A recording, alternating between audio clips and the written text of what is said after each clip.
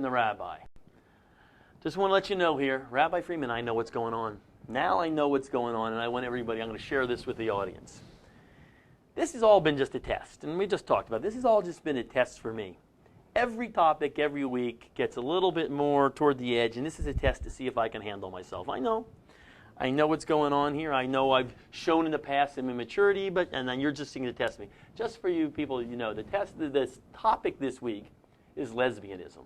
Yep, lesbianism. Well, not just lesbianism. It's the Torah's position on lesbianism. I just heard lesbianism. That gives me like a chance to be sitting here. Otherwise, you could just be talking about this. Well, all I heard was lesbianism, and I want you all to know now, and I want Rabbi Freeman to know, I can handle this. I'm not going to be immature. I'm going to be very, positive. I can handle this with decorum. Because I did when I was a child, and I told Rabbi Freeman this, I think this is the problem, is like in high school, I had issues. If the teacher would bring up something in his, talking about history that had some kind of a deviant nature, I was the guy that had to yell the joke out. Even though I knew I was going to get thrown out of class, I had to do it. It got to the point eventually where I just got up and started walking toward the door as I was making the joke, knowing I was going to get thrown out of class. But I've matured, and I can handle myself. So here we go. But I did want to say one thing, Rabbi Freeman. I don't know that you really are the guy to be able to handle this conversation today. And I know you're a world traveler.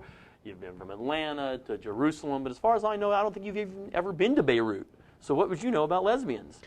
For all of you who need to pause here, you think about that one for a minute, and you can come back. We'll be waiting for you here. Right. That's one thing I wanted to tell you. And second thing, I'm a little worried about this conversation, because now, especially in this political climate, like the current presidential administration, based on their political appointees, I can tell you this, I mean, from the cabinet post on down through the Supreme Court on down the lower things, there's probably none of the women there that are going home tonight for date night with their husbands. I'm going to tell you that right now. In fact, one of the loneliest days of this, for these political appointees is Valentine's Day. I don't think there's many, I'm just going to put it that way. I think the last time one of his political appointees saw a man, I think his name was Cecil, and he was the hairstylist that shaved her head.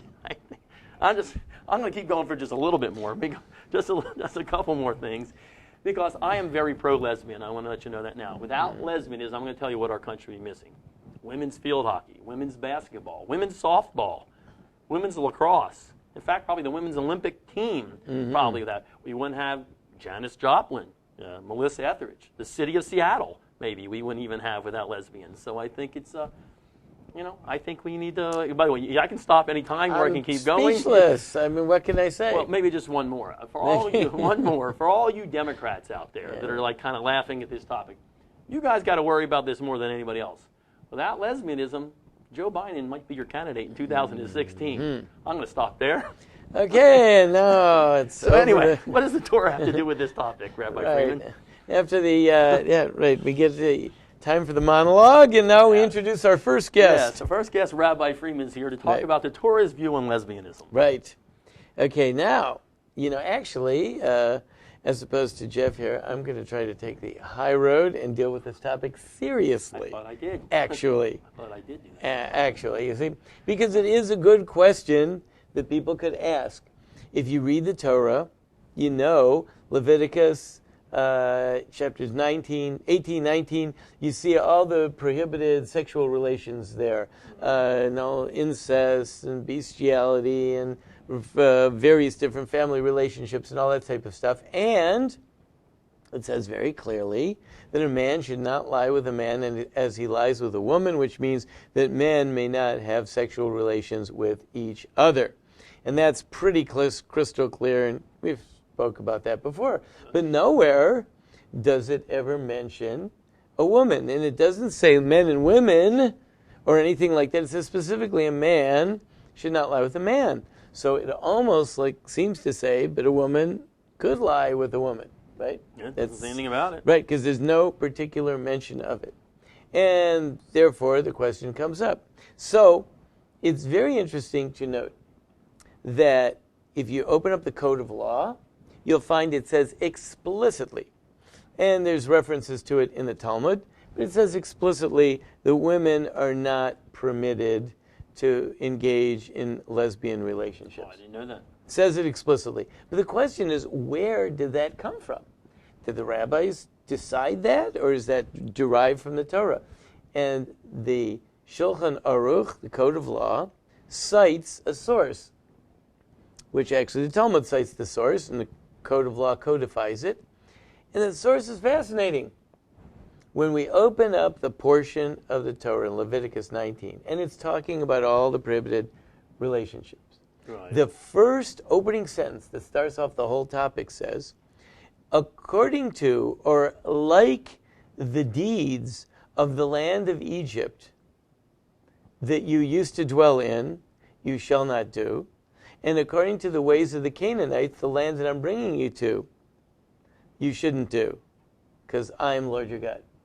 Now, therefore, when we read in the Code of Law, it says that women may not engage in lesbianism because it's a violation of that verse, don't act like the Egyptians. Well, that's a little broad, isn't it? No pun intended. That's a little broad, isn't right. it? The puns, I'm sure, will be like, absolutely limitless opportunities to find all kinds of puns here, okay. I didn't even mean that one. He can help himself, okay, right. Anyway, so yeah, you're right. That statement is vague. Vague. Right, vague. Meaning it's kind of like a catch-all. Like you can say anything then, and then you can say the rabbis just like tossed it in. Just like they couldn't find any other way to prohibit it, right. So they just found some sort of like overarching catch-all phrase. Those Egyptians. Yeah. Everything. Okay, that is if you're looking at it from the perspective of this particular question, and you want to know why is this prohibited. But I say, let's take a step back and ask a broader question. In Leviticus, when the Torah is going to list all the prohibited relationships, it opens with that sentence. Why didn't the Torah just say, man may not marry his father's wife, a man may not sleep with his mother, a man may not sleep with an animal, a man may, give it straight to us, Right. Just say it. Why does it have this sort of preamble, opening sentence, the ways of the Egyptians you shouldn't do, the ways of the Egyptians, the land you're coming from, and the ways of the Canaanites, the land I'm bringing you to? And I could even ask a deeper question, and that is, how did it come about that in antiquity there were two places that were renowned for being degenerate?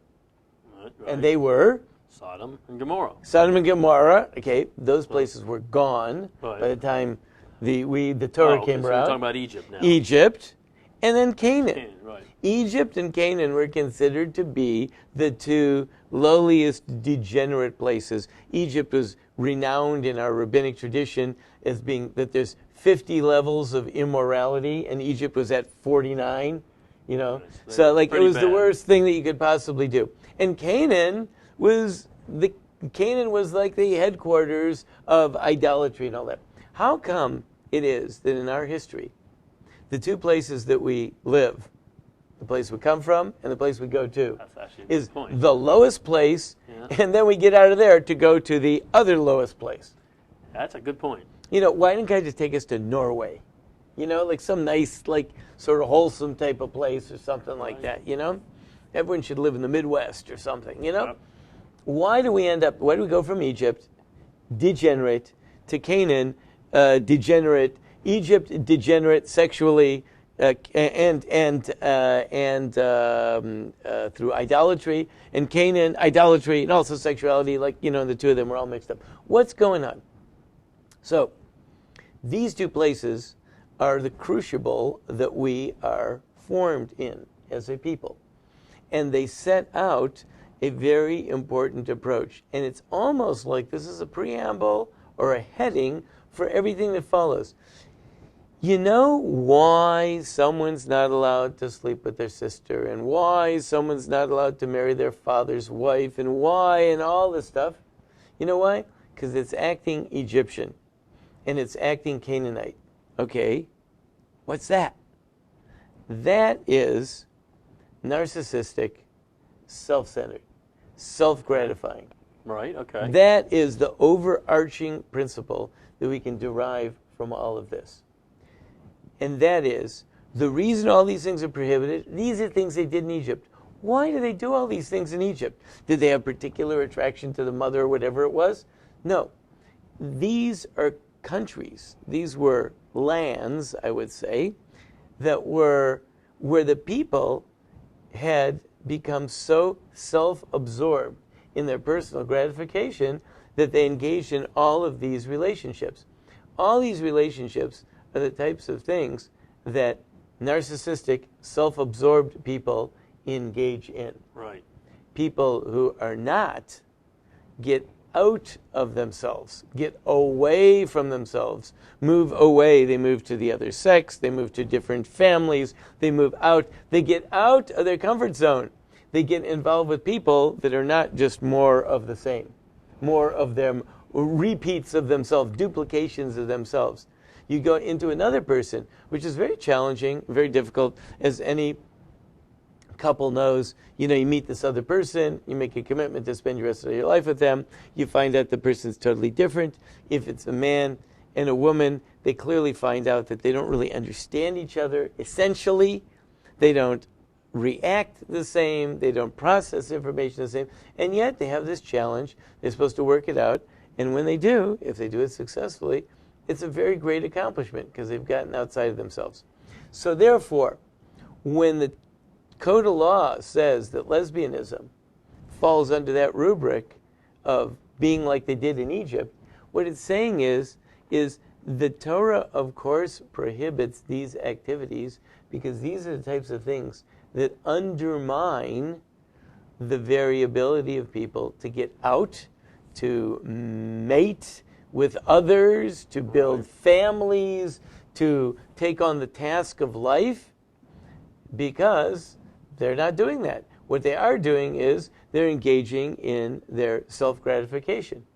And that's why this is prohibited, because it's an Egyptian type thing. What does it mean, Egyptian type thing? I'm not building, I'm not getting outside of myself, I'm not engaging in the challenges of life, which is to create a union, build a family, improve the world, and basically not think about me, but think about my duty. Well, the thing is, and that makes sense, but the only thing I wonder about is the Torah does mention that about Egypt first, but then gets so specific on these other things. You can't be with your mother, your father's sister, your mother's mother, your sister's mother, your stepsister. I mean, it goes through a whole lot of list of things. Couldn't they have thrown in there, a woman can't be with a woman? Right. So in all of these cases, they all have to do with a male, and particularly with a male and wasting of seed. Because a male who engages in a relationship that is not productive, and productive, according to the Torah's definition, is that it's between two people who could produce children. Now, say, well, and of course this is always the follow-up question, what about people after menopause and all that? Right. Okay, so, it doesn't matter, because it's still the bond between two people who could produce children. And therefore, the relationship is, it bonds people who could produce children, who could make families, and it really is the idea of getting outside of yourself. Right. So all of them have to do with a man who's wasting seed. Now, the two women, they're not necessarily preventing themselves from being married and having families. Right. However, it is considered to be degenerate behavior, and generally, although the act itself does not destroy a marriage between a man and a woman engaging in a lesbian relationship does not necessarily destroy, but it certainly is a distraction and a diversion and undermines a marriage. If a woman is having a relationship and finding her gratification with another woman, it certainly undermines her ability to do the same with a husband. And really, it's very important in order to be able to build a family that people find gratification with each other. It's important if a man and a woman who are, let's say, past their childbearing years, that they should still have intimacy with each other. They should still be close to each other. They should conduct themselves as male and female, as man and woman, because it enhances their relationship. And they need to bond in that way so that they can function as a couple.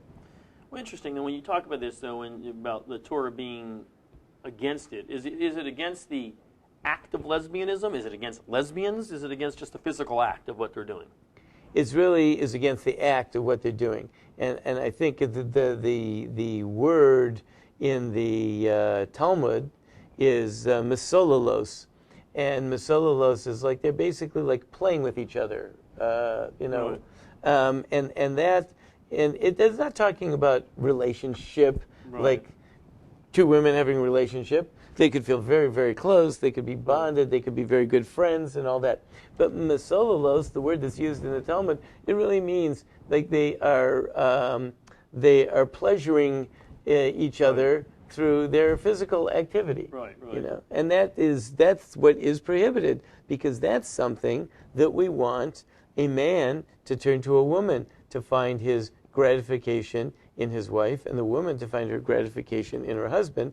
And in doing so, that strengthens a bond, because everyone knows, if I'm with this person, it makes me feel good. I like this person more. I bond more with this person. I feel the strength of that. And after a while, a man looks at his wife and a wife looks at her husband, and what they see is that's the one that makes me feel good. They feel a very strong bond with each other. That makes sense. But is this specific halakha, or is this interpretation, or I mean, guess the code of law is explicit. Okay. It's explicit that women cannot engage in sexual activity with women, and it says because the verse in the Torah that says, so it says it is a Torah prohibition. That's what it says, a Torah prohibition. But surprisingly enough, it's not a specific Torah prohibition. It's under the general rubric of don't act Egyptian. And Egyptians were self-centered, narcissistic people, and therefore that tells us that lesbianism is a self-centered, narcissistic activity. Without a specific prohibition, it falls under that general category. Well, no wonder you're probably becoming less and less popular now in the new modern age here. We've There already you go. talked about gays. Now we're talking, men, homosexuality. Right. Now we're talking about women. Right. Just Number one. Give me my club and put me back in my cave where I came That's from. pretty much what it is. Neanderthal type thinking here. That's right. That's almost hate speech in today's society now. In today's society, and it's a pity, but listen, the Torah has been unpopular for various things that the Torah has said in various times and places, and for all kinds of different things. I mean, surprisingly enough, different times and different places, the Torah has been prohibited because of the ideas that it promulgates, and we know that. We've learned to live with that, and they come and they go, and you move on to the next country, and maybe the next thing people are all uptight about.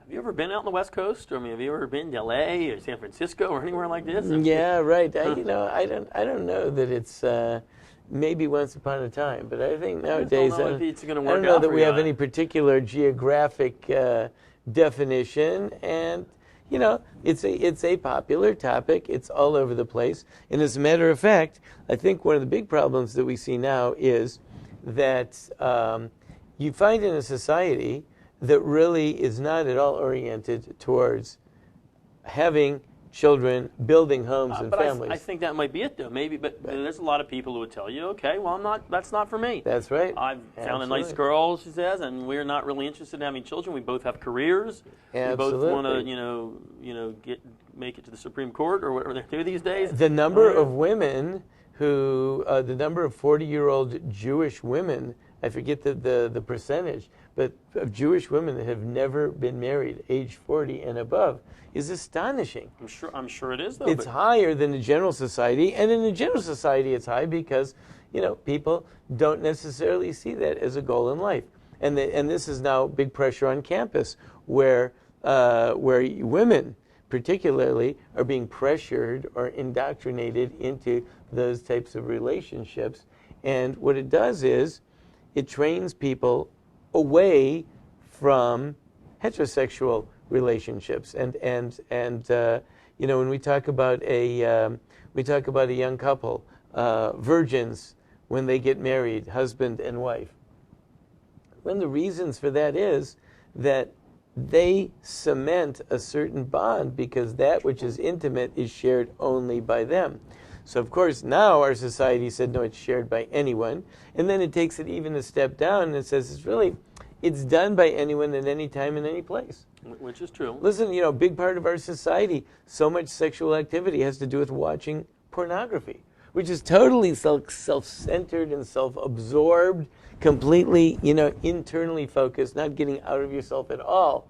It's like even a step beyond lesbianism. It's just totally me, not beyond homosexuality. It's just totally me.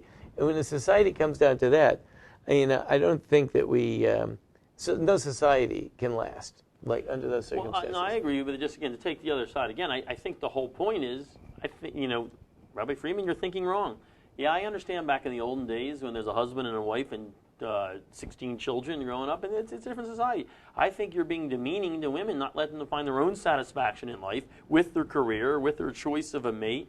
What does a man do for a woman? It's a different world these days. That's right, and it's absolutely right. The Torah is completely out of touch with that because the Torah says, no, you will find your satisfaction and your pleasure as the Torah tells you. For example, if someone finds that their pleasure is in cheeseburgers, right? Torah says, guess what? Find a different pleasure. Right. Your pleasure is in pork, baby back ribs.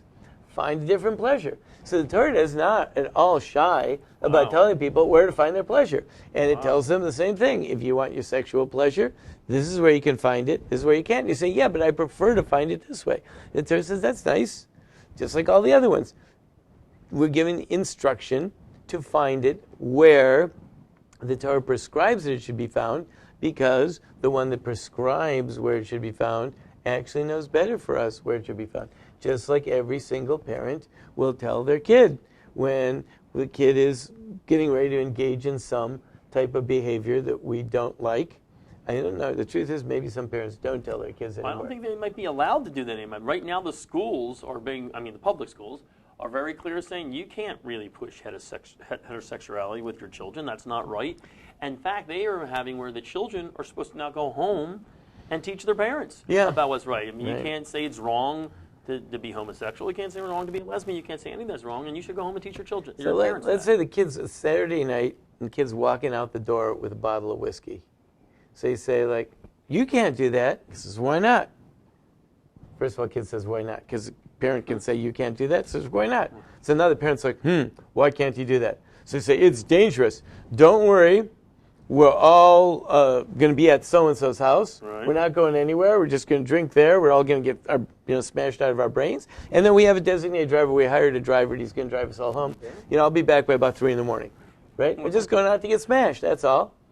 So parents go, well, and then half the parents will go, well, are you sure you have a designated driver? You're right. But a responsible parent will say, I don't care. You can't do it. But this, but I want to. And all my friends are doing it, and it's fun. So it's very difficult nowadays for a parent to say, it doesn't matter if it's fun. You still can't do it. But the Torah doesn't have any problems with that. Well, the thing is, you just gave an example where people could get hurt. In today's society, in all seriousness, I don't think you're allowed to say, no, I want you, my daughter, to go date a man. I want you, my son, to date a woman, and I will not stand for anything else. Mm-hmm. I mean, in today's society, that might be child abuse. They might take your children away, and I'm not I don't. Maybe I'm exaggerating a little bit, but maybe not. We're at a point where you don't really have a right. You, as an Orthodox Jew, you have no right to tell your people you can't do that. The school counselor will certainly help your child get through the problems that they're having with their parent who doesn't recognize this relationship. Who doesn't understand things. He's just a little old-fashioned. Right. Absolutely. Absolutely. Listen, and once upon a time, the school counselor helped the children get through the problems that they had with their parents who wanted to keep opening a store and making money, and they didn't understand that they're supposed to share all of their wealth with everyone, and that they should be good communists. And if the parents really couldn't be brought around to accept that, then maybe they get a one-way ticket to a place with a lot of white snow. That's true. So listen, different times and different places, certain ideas become norms, and it is very, very difficult for people to put down their foot because the society is prevailing against it. Torah Jews really don't have that problem because we have a history of knowing that wherever we are, whenever we are, something in every single society will be prevailing against what we are. And we just know that, for starters. The question is, and I know you talk about the gulags, but the question is, how far is it before we get to a point where you're not just out of touch, but you're stepping out of line? Right. And that's going to, I mean, I do see that happening at some point, if we keep going down this path, because, I've told you my theory before that to be a progressive, you just have 613 things that you have to be against. Right. So that's my theory. But this is a big end, and it's happened so fast in this society. The acceptance, not just the acceptance of homosexuality, but now almost the norm and the mandate of homosexuality. Right. So I don't really think, and this is kind of like, people talking about, let's say, Obamacare, and everyone's like all upset about the rollout. I think that's, it's not working and the computers are crashing. Okay, it's not working and computers are crashing. That's not the issue. The issue is the program essentially a good idea or is it essentially a bad idea? The fact that they're having problems rolling it out, like, who cares? If it's a good idea, so it'll take a little longer to roll out. The question is it a good idea or a bad idea? And the same thing here. I don't think that, and this is why particularly we want to talk about lesbianism as opposed to male homosexuality. Because male homosexuality, it says in the Torah, is prohibited. So you say, okay, it's prohibited. Right. But when it comes to the lesbianism, we get an insight into the overarching concept. Right. And it really tells us that we're looking at an Egyptian society. And an Egyptian society was a narcissistic, self-centered society. This is really why the Jews needed to live there. Because they needed to live there, see it, deal with it, and get taken out of there so that they forever know that that is not where you are supposed to be. You were taken out of there to be something different. And then they need to come to a place called Canaan, where the people are doing all that same stuff also, and to conquer it. And to say, it's bad. And God tells them, don't leave any of those guys around, because then you'll end up getting into what they're doing. Clear them out. So we are almost designated as the opposition candidate to those things. And that's why I really brought this up, because I think that it's not the lesbianism per se, it's the source verse, the text, which tells us, don't act like an Egyptian, don't act like a Canaanite, which tells us we have to study ancient Egyptian history, ancient Canaanite history, and find out whatever was the essence of what they were. That's what we're not supposed to be. It's not lesbianism particularly, it's what it represents. And it represents a digression from an idea of union between the sexes, working towards goals, having children, building up the world, sense of duty and giving, and rather than a personal gratification and narcissism, which were the hallmarks of those societies. Well, then bottom line, if that's the job of the Jew, got a lot of work to do. And I don't see any strides in this one. In fact, I see it going the wrong way. If our job is to conquer this, I don't mean just lesbianism. I mean, if our job is to conquer, the behavior of Egypt, what's anybody doing about it? Yeah. So actually, the funny thing is, I actually think it's really easier in our society, because rather than having to dig down deep and go out and maybe do something about these things, all we have to do is look at the prevailing society and say, that's not us. We don't buy into that. In a certain way, it's easier. As long as you can say, that's not me, you can keep up the clarion call, that's not me. I'm not looking, to expand those rights. I don't believe in that. I'm not doing that. So kind of just doing what we've always been doing, we're already making a statement. It's like once upon a time, that let's say they make a law that people are not supposed to wear a kippah in the street. And I walk down the street wearing a kippah. I didn't do anything different than I did any other time. But now I'm going to get lots of extra credit for being a bold man that stands up for his principles. So, it's almost as though it became easier to make a statement to be a Jew. I think it makes sense. That makes sense. All right, well, this is interesting. This is an interesting topic. And I thought I got to be honest with you, I thought this was going to go down a totally different path here. Yeah. So I feel better. You took it down a great path, and it didn't go where I thought it was going to go. And I think that's good for all of us. Big save here. Okay. It's good for all of us. Lesbians, bad. Not lesbians themselves. Lesbianism. Egyptian. Bad. Egyptians, bad, right? And anything that smacks of Egyptianism, Right. which could be all kinds of isms, Right. any ism that smacks of Egyptianism is bad. So if you find one and the Code of Law says that activity is Egyptianism, that's bad. So the bottom line, you're a Jew, you stand for something, and you can pretty much maybe stand for something maybe a little bit louder. There you go. Do what you're doing, but do it a little louder. Stand up, that's all. Sounds good. We'll see you next week with, I'm sure, another exciting topic on Jeff and the Rabbi.